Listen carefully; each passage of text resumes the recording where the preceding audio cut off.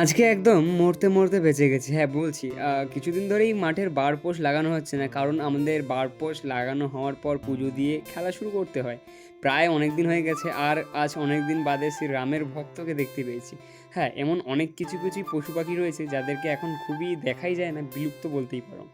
আর রাস্তার কাজ হচ্ছে মানে বুঝতেই পারছো সামনে ভোট, ভোট এলেই এদের সবকিছু দেখতে হয় কোন জায়গায় কী প্রবলেম রয়েছে। এটা প্রতি বছরই নাটক। তারপর গিয়েছিলাম রোহিতদাদের বাড়িতে। রোহিতদা যেহেতু তোমার ডিউটিতে গেছে তাই বাড়িতে নেই। তারপর আমরা আর দেরি না করে সকলে যারা রয়েছে ভাইরা তারা মিলেই এই সুপারি গাছ কাটছি। কারণ এবারও আমাদের মাঠে বারপোষ লোহার আর হলো না। খুব রিস্ক হয়েছে আজকে, বলছি গোটা ব্লগটা দেখতে থাকো।